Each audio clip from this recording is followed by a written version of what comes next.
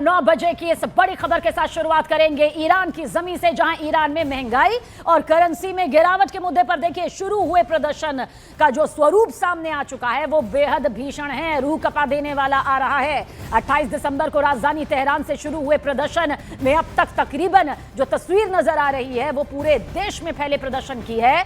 विरोध प्रदर्शनों के दौरान हिंसा और आगजनी की घटनाएं लगातार सामने आ रही है। और इतना ही नहीं, ईरान में जारी प्रदर्शन और हिंसा के बीच अब तक 2000 से ज्यादा लोगों की मौत हो चुकी है। यह बड़ा आंकड़ा देखिए सामने आ चुका है और पहली बार ईरानी अधिकारियों ने खुद कबूला कि प्रदर्शन के बीच इतनी बड़ी तादाद में लोगों की मौत हुई है, लोगों की जान गई है। मौके से निकलकर कई तस्वीरें अब तक सामने आ चुकी हैं जो ईरान की जमीन पर भड़के इस विरोध प्रदर्शन की आग को न सिर्फ फैलाते हुए बल्कि 2000 से ज्यादा लोगों की जान जाने वाला यह आंकड़ा भी सामने रख चुका है। इस वक्त ईरान पर पूरे विश्व की नजर है क्योंकि ईरान इस वक्त दहल रहा है, धधक रहा है, जगह जगह आगजनी और इसके साथ साथ विरोध का वो सुर जिसमें लोगों की जान भी जा रही है।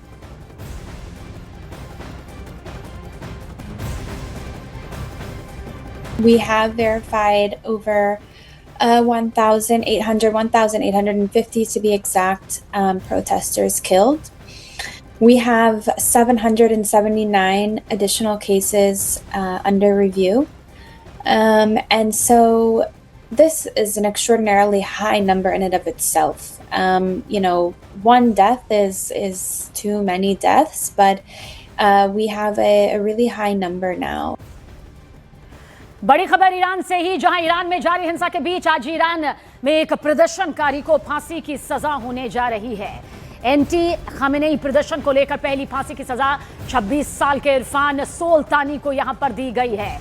जिस शख्स को इस वक्त आप तस्वीर में देख रहे हैं इसकी उम्र 26 साल की है, नाम इरफान सोल्तानी है और आज ही इरफान सोल्तानी को फांसी की सजा भी दी जाएगी क्योंकि आज ही की तारीख, आज ही का दिन यहां मुकर्रर किया गया है सजाए मौत के लिए। ईरानी प्रशासन इरफान सोल्तानी को युद्ध छेड़ने के आरोप में फांसी की सजा दे चुकी है और आज फांसी यहां पर 26 साल के इरफान सोल्तानी की होनी है। हालांकि लोगों के अंदर बताया जा रहा है कि इसे लेकर बेहद गुस्सा है क्योंकि ये प्रदर्शन यहां पर हो रहा है और इस प्रदर्शन को लेकर जो तस्वीर अब तक सामने आई है वो बेहद खतरनाक रूप ले चुकी है।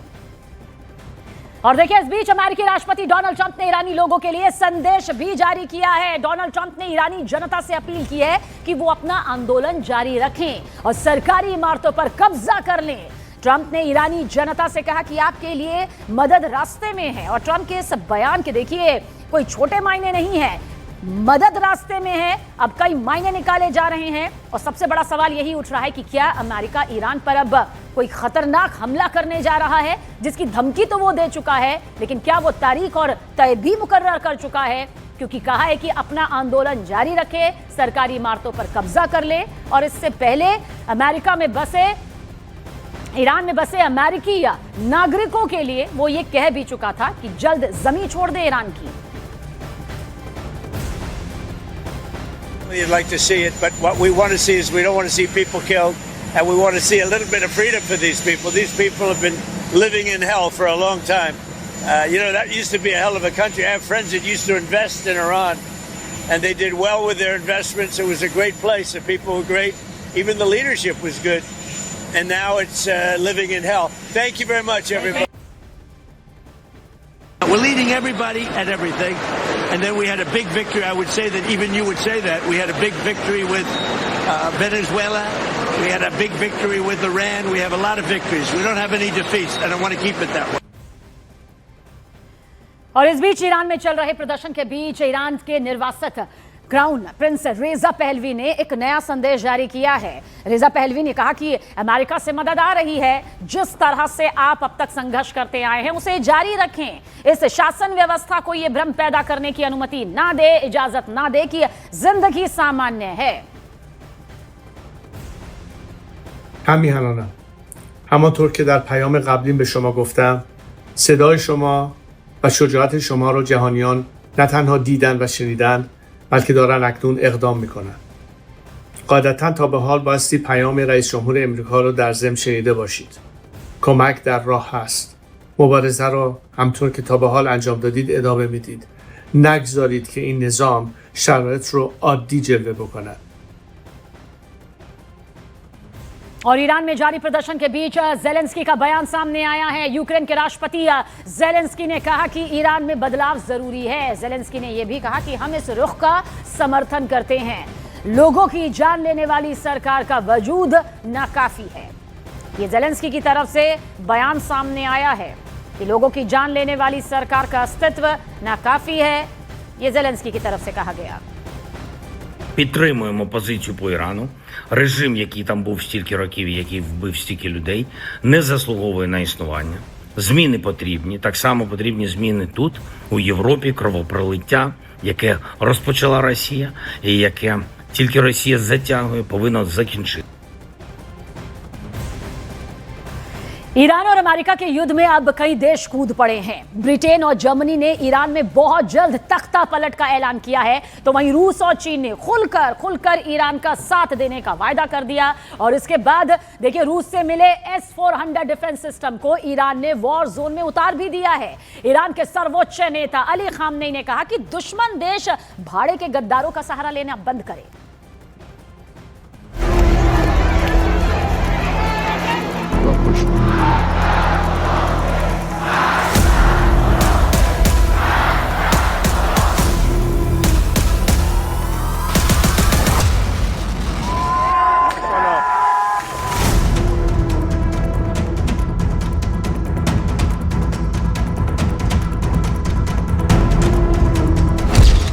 ईरान पर 33 देशों का हमला फाइनल।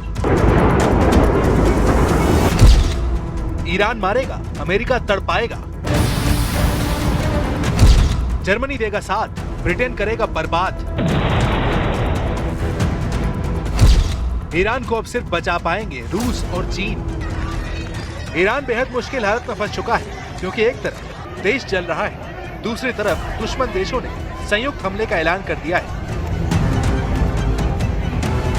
अमेरिका ने जैसे ही सबसे भयानक हमलों से ईरान को तबाह करने की धमकी दी, नेटो देशों और इजराइल ने सुपर पावर से पहले ईरान को बर्बाद करने की तैयारी शुरू कर दी है। टाइम्स ऑफ इजराइल की हेडलाइन देखी, इजराइल डिफेंस फोर्स का प्लान समझ में आ जाएगा। नेतन्याहू की सेना अमेरिका से पहले ईरान पर धावा बोलने के लिए हथियारों को वॉर जोन में तान चुकी है। इजराइल ने आरोप भी लगाए हैं कि खामनेई सरकार ने इंटरनेट बंद कर भयानक खून खराबा किया है। इजराइल ये साबित करने पर तुला है। ईरान में 100-200 नहीं 12,000 लाशें बिछा दी गई हैं। इजराइल ने ईरान में हिंसक प्रदर्शन में हुई मौतों के आंकड़ों का हवाला उस वेबसाइट की रिपोर्ट से दिया है, जिसे रजा पहलवी की प्रोपेगेंडा साइट कहा जाता है। ईरान की विपक्षी वेबसाइट ईरान इंटरनेशनल ने हिंसक प्रदर्शन में 12,000 नागरिकों को मार डालने का अनुमान लगाया है। ईरान इंटरनेशनल के मुताबिक ईरान के इतिहास में सबसे बड़ा नरसंहार है। ईरान इंटरनेशनल वेबसाइट ने मौत के आंकड़ों को कई स्टेज पर परखने का दावा भी किया है। ईरान इंटरनेशनल की इसी रिपोर्ट को इजराइल ने युद्ध लाइसेंस बना लिया है। ईरान में 12,000 मौत का नंबर दिखाकर इजराइल ट्रंप का गुस्सा भड़का रहा है, जिसे वो अपनी धमकियों को सच कर दिखा।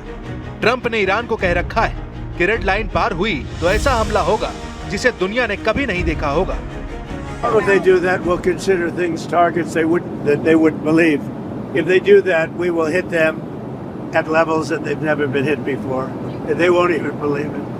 I have options that are so strong. So I mean, if they did that, it'll be met with a very, very powerful force. Iran पर ट्रंप की एक कड़ी नजर है।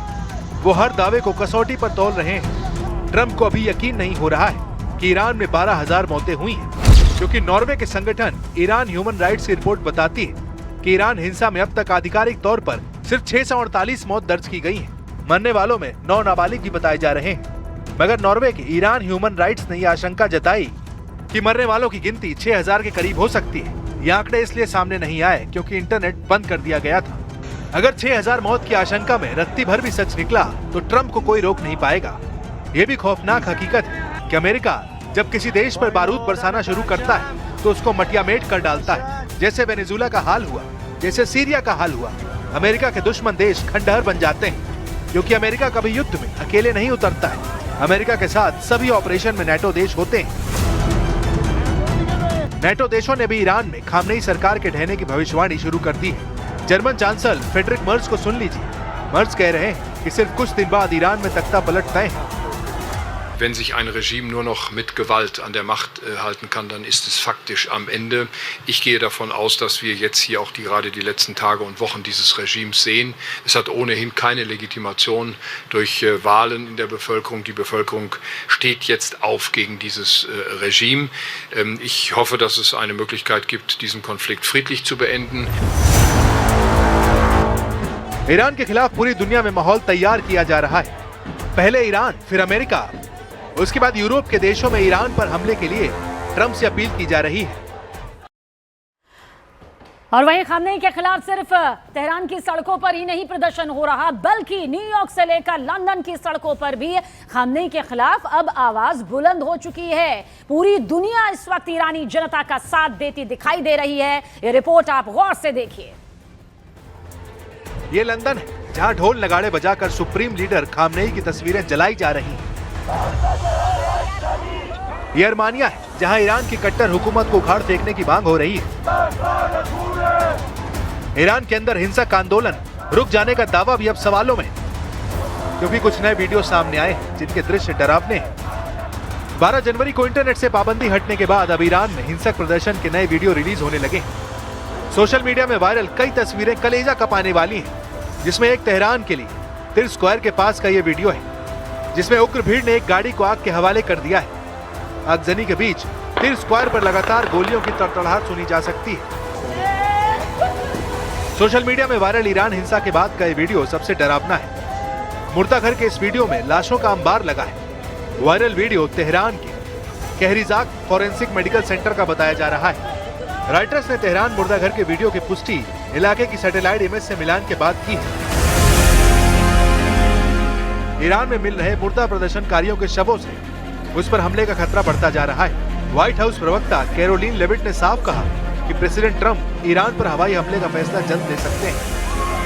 Well, I think one thing President Trump is very good at is always keeping all of his options on the table, and airstrikes would be one of the many options that are on the table for the commander-in-chief.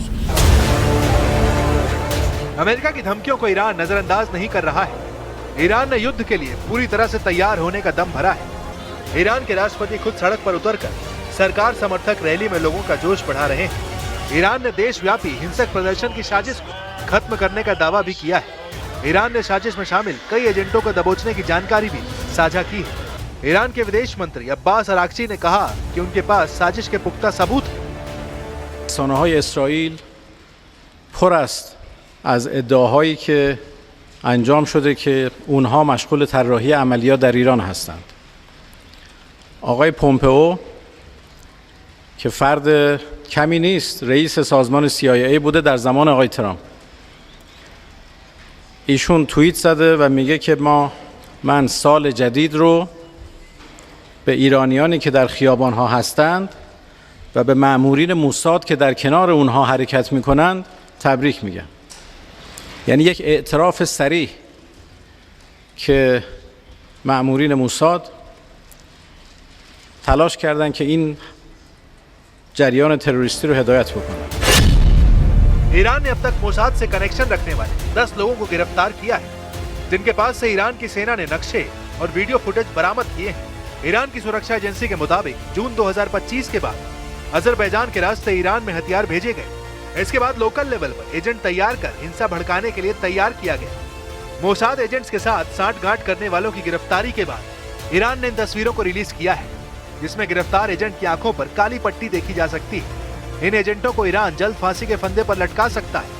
Supreme leader Ali Khamenei ने 9 जनवरी को हिंसा के लिए Israel और America को जिम्मेदार ठहराया था। उसी दिन से ही साफ हो गया कि ईरान बदला लेगा। वैसे भी ईरान अमेरिका से युद्ध में अकेले नहीं लड़ने जा रहा है। ईरान के साथ अमेरिका के 2 कट्टर दुश्मन खुलकर आए हैं। चीन ने ट्रंप के 25% टैरिफ लगाने के बाद ईरान का साथ देने का ऐलान किया है। चीन की विदेश मंत्रालय प्रवक्ता ने अमेरिका से कहा कि वो टैरिफ युद्ध में कभी जीत नहीं पाएगा। 中方在关税问题上的立场非常明确，关税战没有赢家，中方将坚定维护自身的正当合法权益。 चीन की तरह रूस पहले ही अमेरिका पर भड़का हुआ है। अमेरिका ने वेनेजुएला पर हमला कर पुतिन को चैलेंज दिया है। ट्रंप ने ग्रीनलैंड पर पुतिन से पंगा ले रखा है। ट्रंप और पुतिन दोनों यूक्रेन युद्ध में अलग अलग पलड़े में हैं। यही वजह है कि प्रेसिडेंट जेलेंस्की ने अब ईरान की आग में बारूदी तड़का लगाया है। जेलेंस्की ने सही मौका देखते हुए ईरान में हुए बवाल को रूस की हार बता दिया है। जेलेंस्की ने दावा किया कि ईरान में हारने के बाद पुतिन यूक्रेन युद्ध में भी सरेंडर करने पर मजबूर हो जाएंगे। І те, що відбувається в Ірані зараз, масштабні протести, фактично повстання, це теж чітка ознака, що Росії простіше не буде. І кожна нормальна людина на землі дуже хоче, щоб народу Ірану нарешті пощастило звільнитися від режиму, який там є, та який приніс стільки зла, зокрема і в Україну приніс, і в інші країни. मतलब साफ है, लोहा गर्म है, हमला कभी भी शुरू हो सकता है। ईरान अमेरिका युद्ध भड़का तो ये दोनों दुश्मनों की जंग पर खत्म नहीं होगा। ये युद्ध एटमी हथियारों की टक्कर का है, जिसमें अमेरिका और नेटो के 32 देशों की सेना और इजराइल एक साथ है। तो दूसरी तरफ ईरान के साथ रूस और चीन जैसे मोस्ट पावरफुल देशों के हथियार हैं। ईरान अमेरिका के टकराव में जिन देशों के पिस जाने का खतरा है, वो एक खाड़ी के अमेरिका समर्थक देश जैसे जॉर्डन, जैसे संयुक्त अरब अमीरात, जैसे सऊदी अरब। ये वो देश हैं जिन्होंने अमेरिका इजराइल का साथ हर बार ईरान पर हमले में दिया है। इसलिए ईरान इन दुश्मनों को तबीयत से पीट सकता है।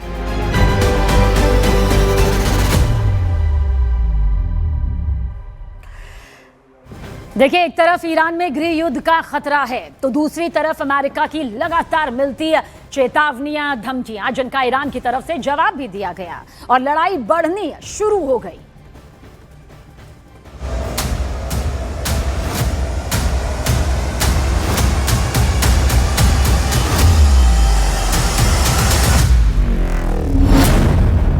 ट्रंप ने धमकाया, ईरान को गुस्सा आया। ईरान का होगा वेनेजुएला जैसा हाल। क्या खाम नहीं करेंगे अमेरिका और इजराइल पर वार?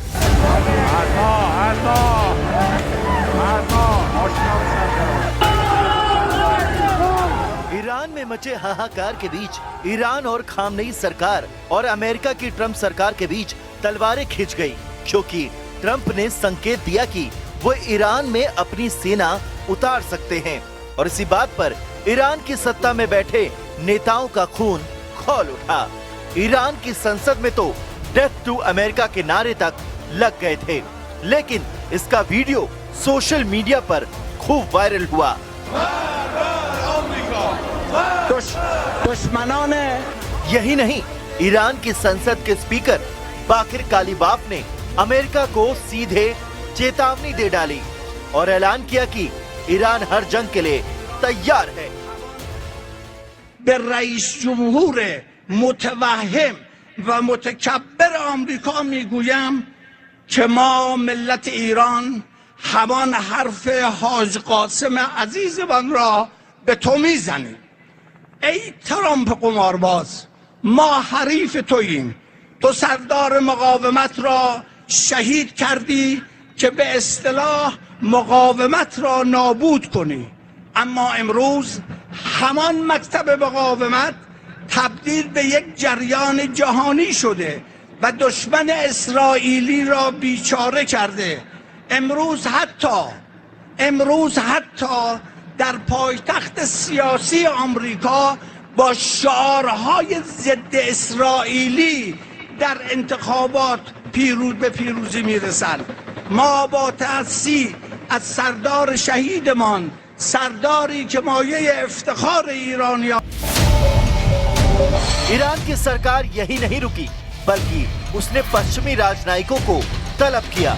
ईरान के विदेश मंत्री ने यूके, जर्मनी, इटली और फ्रांस के राजदूतों को बुलाया, बिठाया और फिर हिंसक प्रदर्शनकारियों का वीडियो दिखाया। ये वीडियो दिखाने का मकसद साफ था। ईरान ने सभी राजनयिकों से साफ बोल दिया कि उनके देश ईरान में प्रदर्शनकारियों का साथ न दे, क्योंकि ईरान अपने मसलों में दूसरे देशों का दखल बर्दाश्त नहीं करेगा। यानी ईरान ने साम दाम दंड भेद हर हथकंडा अपनाना शुरू किया और अमेरिका समेत उन सभी देशों को आंख दिखाई जो ईरान के मामले में खामनेई के खिलाफ बोल रहे हैं। ईरान के विदेश मंत्री ने तो बेहिचक बोल दिया कि ईरान में जो कुछ हुआ वो सारा किया धरा अमेरिका का है, क्योंकि ट्रंप प्रदर्शन और लोगों की मौत के आड़ में ईरान में घुसना चाहते हैं। هدف چه بود؟ هدف این بود که تعداد کشته ها در صحنه تظاهرات افزایش پیدا بکنه. چرا؟ چون آقای ترامپ رئیس جمهور آمریکا گفته بود که اگر مردم کشته بشن ما میاییم و دخالت میکنیم. साफ है कि ईरान ने अमेरिका को टारगेट किया। वो अलग बात है कि उसने बातचीत का रास्ता भी खुला रखा और कहा अगर ट्रंप सरकार समझदारी का फैसला लेती है तो बातचीत के रास्ते खुले हैं। ईरानी विदेश मंत्री ने एक इंटरव्यू में कहा कि अगर बिना धमकी और दबाव के बातचीत हो तो ईरान अमेरिका के साथ परमाणु मुद्दे पर बातचीत की मेज पर बैठने के लिए तैयार है, लेकिन अगर अमेरिका सैन्य रास्ता अपनाने की कोशिश करता है तो ईरान इसके लिए भी पूरी तरह से तैयार है। मतलब ईरान अमेरिका के आगे झुकने से इनकार कर चुका है और खतरे की घंटी बजा दी है। ईरान में जारी प्रदर्शन के बीच अमेरिकी अधिकारियों ने राष्ट्रपति डोनाल्ड ट्रंप को ईरान पर संभावित सैन्य हमलों के विकल्पों की जानकारी दी। खबर है कि ज्यादातर जानकारी ईरान में एयर स्ट्राइक से जुड़ी थी। इन सारी खबरों के बीच ट्रंप ने कहा है कि ईरान सरकार प्रदर्शनकारियों को रोकने के लिए रेड लाइन पार कर रही है, इसलिए अमेरिका कड़े विकल्पों पर विचार कर रहा है।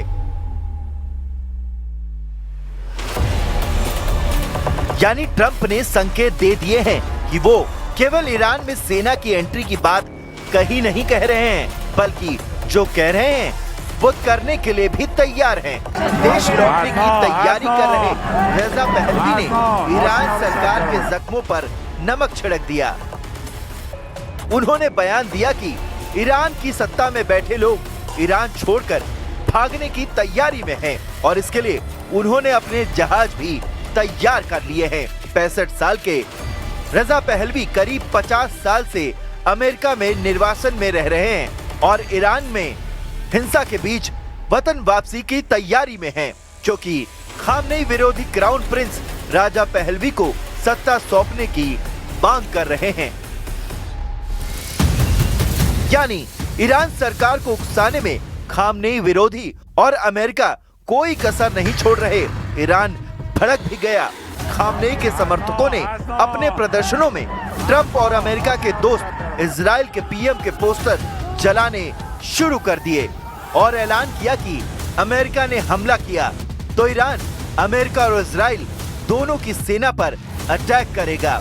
यानी दोनों तरफ से तैयारी है और अगर ट्रंप ने ईरान में वेनेजुएला जैसा कदम उठाया तो ईरान युद्ध की आग में जल उठेगा।